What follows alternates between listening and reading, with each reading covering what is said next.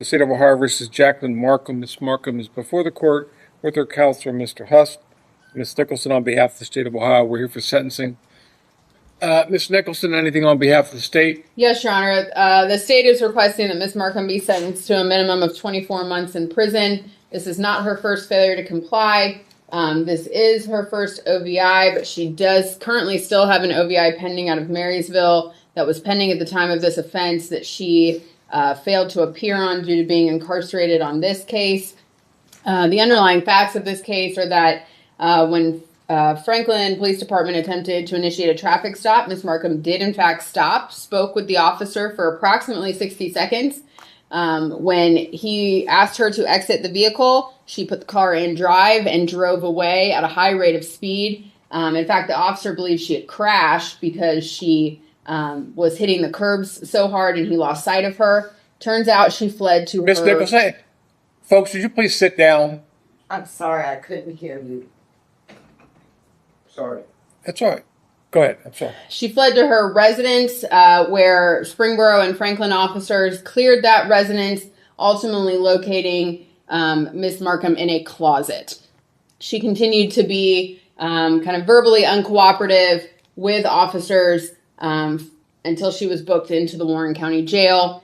Clearly, her past conduct has not, and those consequences have not taught her anything. She has not learned from that. So we do believe a prison sentence is appropriate in this case. All right. Thank you. Anything from probation? Nothing further, Your Honor. Mr. Hust? Yes, Your Honor. Good afternoon. The facts are egregious. I can't quibble with those. I've been through all of the discovery and seen repeated perspectives from the different body cams and so forth. Behind all this conduct is some serious mental issues that have to be addressed with weekly mental health individual sessions and contact with a psychiatric provider to make sure that any medication she has for mental illness are properly adjusted. It's my understanding from a message from her aunt that the aunt would be able to provide a home, a residence for her. I understand there haven't been any rule violations in the jail since she's been held. And I understand, too, that her probation in Middletown, at least the probation there, had been working out. She's entitled to, as I understand, 148 days of credit for time served.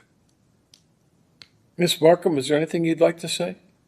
Yes, I had a panic attack at the time, and I don't remember much of exactly what happened, which is kind of scary to me. But other than that, I've been in jail for, I think it's 147 days today.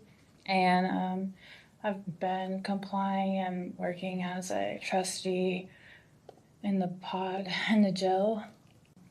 Just a panic attack, I kind of feel like I'm having one now. Like I've been getting them a little bit more so as I age. As I get older, and I had just gotten to counseling to work with different medications for those. Are you folks with her today? Yes, sir. Yes. Who are you? I'm her Aunt Jan. It's my home that she lived in.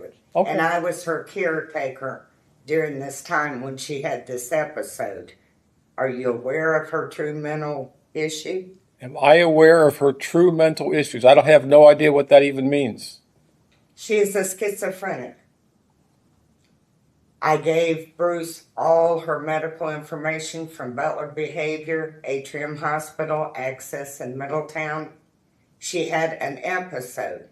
Microphone vo commentary. Whoa! Did you catch that shift in tone? The judge immediately zeroes in on a contradiction. In court, precision matters. Saying someone has no memory is very different from saying the prosecutor lied.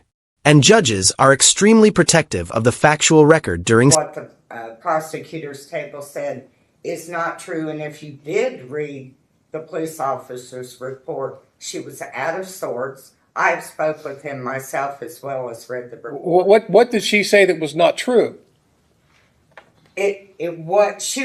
She has no memory of that night. Whoa. You said two different things there. You said what the prosecutor said was not true. What? Tell me exactly what she said that is not true, ma'am, and that's what she's being sentenced for today. Do you understand that? So when she says she's being non-compliant, she was non-compliant by definition. I mean, and she's admitted to that. She's been found guilty of that. So tell me tell me again what she said that you say is not true. May I speak? I'm going to give you this opportunity. Well, when I say non-compliant, even in the report from the Franklin police officer, because all of them was at my residence, I'm very aware of what happened because I was there. I allowed them in my home. She was so out of it, doing simple commands was beyond her. When you are in a full-blown schizophrenic episode. Plus alcohol. Yes, plus Okay. alcohol. See, here's the problem that I have with what you're saying. And again, I'm not disagreeing that there aren't some mental health issues here.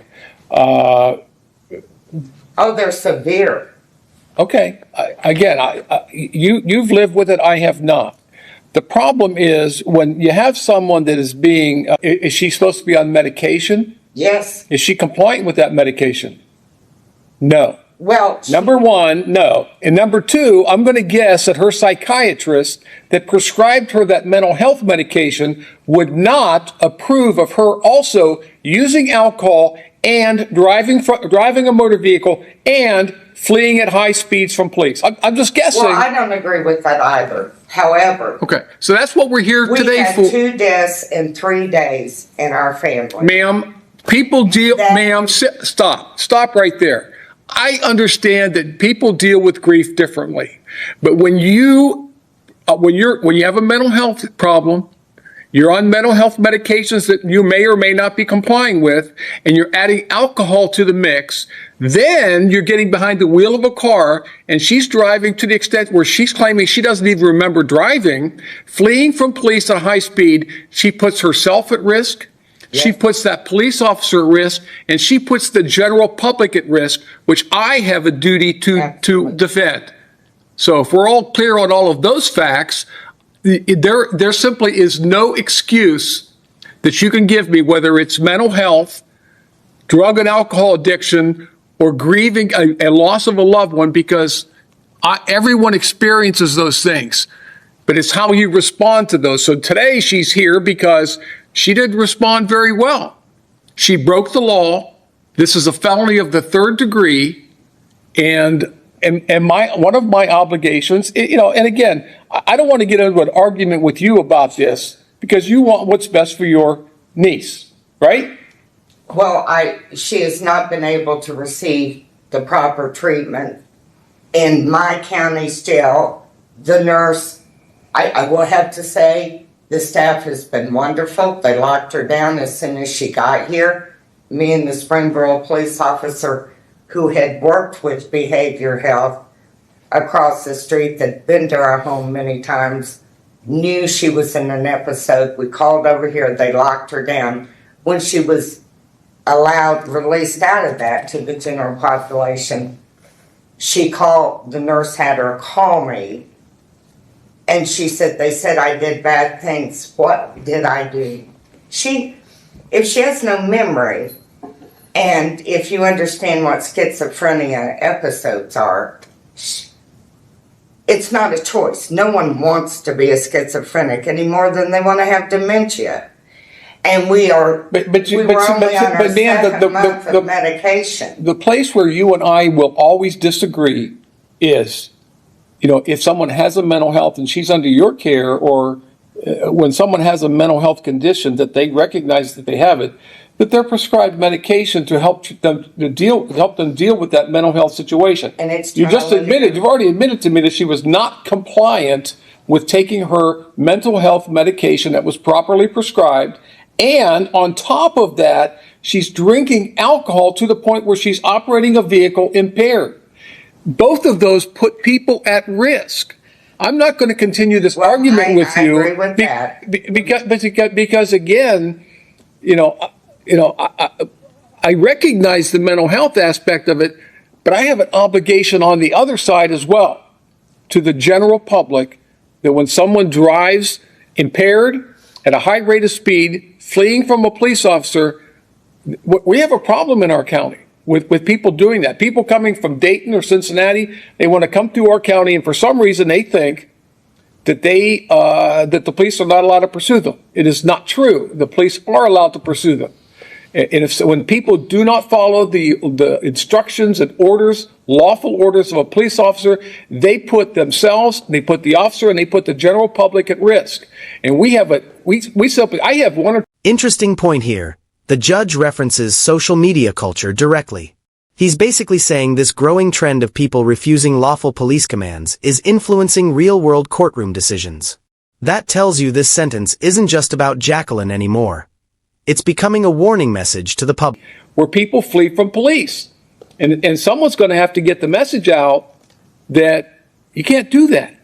You know, I'm sure you've seen the reels on social media with people sitting in their cars and saying, I don't have to listen to you. I don't have to do what you say. Yes, you do.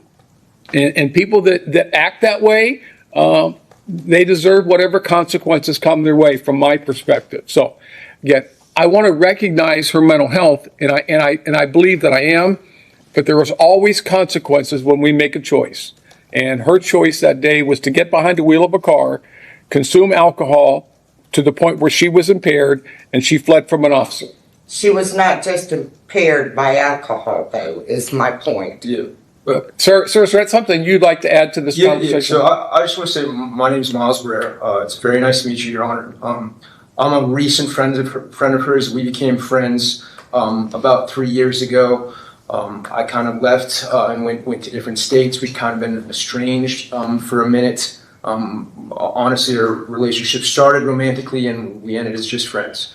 I just wanted to say that I appreciate you acknowledging the mental health issues, but I actually didn't know that she had gotten to the point that she had, that she is at now. And it was, I came back to state, I didn't even know she was in jail. I came back to the state recently. I tried to get in touch with her, and there was a day that she was released to go to the dentist, and I got in touch with her, and I got in touch with Jan, and I found out about the situation. And I found out from what Jan has told me, a diagnosis of schizophrenia. All I just wanted to say is that I experienced before this, Jacqueline. It seems like she does go into different mental states, and it's almost like you're talking to a different person. And it is regardless of alcohol. I understand that she did drink that day, and that was her choice. There was a lot of hardship, and I know Jan's very emotional, and there was a lot of hardship in the family that led up to the events of that day. You know, I know that Jan just happened to leave. Jan was dealing with a lot. She just happened to leave her keys out where Jacqueline could see them, and it was a mistake that, amongst deaths, she's been beating herself up on the phone for me for leaving the keys out. We've really been. She's been trying, and I'm starting to try to be a part of making her healthy again and whatnot. But it's been a lot for her. She doesn't have any parents. And I know that none of that justifies breaking the law. But I hope that you take that into consideration. I've been talking to her in jail. She's been varying degrees of good and bad. Some days I talk to her and I feel like I'm talking to Jacqueline. Other days I talk to her and it doesn't feel like I'm talking to Jacqueline. I think jail has been very hard on her. That's the point of it. I understand. But yeah, I would ask for you to take those into consideration. So. And again, when I'm looking at, I don't sentence. I don't have set and hard rules for sentencing. But I will say, like I said earlier, with these types of offenses, we have a problem here in our county with people doing this. The prosecutor's office position is always, and it doesn't matter how many times they've had it before, whatever their prior record is, they're always asking for 24 months. That's what they always ask for. I don't always agree with them, and those two ladies sitting there, the prosecuting attorneys, will tell you that I do these on an individualized basis. And it's not uncommon for me to grant community control to someone who's committed this offense. However, When someone comes before me and this is their second time doing it, that's a problem. All right, let me sit. Just one more thing, Your Yes, Honor. I just want to put this on the record. Ms. Riley talked about some papers that she'd sent to me regarding Jacqueline's mental health. I did receive those. I went through them. I thought the best use of those would be to give them to the pre-sentence investigation folks, and that's what I They're did. part of the pre-sentence investigation, so thank you for that clarification. The court has considered the statements made here today, the purposes and principles of sentencing, the relevant seriousness and recidivism factors. The court does find that you are not amenable to community control at this time, and the prison is necessary. I'm sorry? That was the radio. Your Honor, can I say one more thing? We've been talking back and forth on the email. Sir, you're not going to change my mind at this point. Please understand that I everything that you've said, I've taken into consideration, but you must now allow me to finish my sentence. All right. Court has considered the pre-sentence investigation, the purposes and principles of sentencing, including punishment, deterrence, and protection of the public. So I am going to order you to serve 24 months in prison. You have 148 days jail time credit. You are hereby ordered, your license is suspended for your lifetime on the failure to comply. On the OVI charge, you're ordered to serve 180 days in the Warren County Jail. That to be served concurrent with the 24 months. There is a $565 mandatory fine on the OVI, which I do not have the authority to waive. So that fine is assessed against you. 3-year operator's license suspension on the OVI, that to be effective December 31st, 2025. Other than the mandatory fine, the court finds that you're indigent for the purpose of any fines, costs, or other financial sanctions. Now, you're also subject to a mandatory period of post-release control, which means when you are released from prison, the Adult Parole Authority will supervise you for not less than 1 year, no more than 3 years. Ms. Markham, before you leave, I understand this is very heavy, bad news for you and for your family. Ma'am, I am trying to be patient with you, but when you act up in my courtroom, you're not making it any better for yourself nor for your niece. So please sit there and listen to what I'm saying.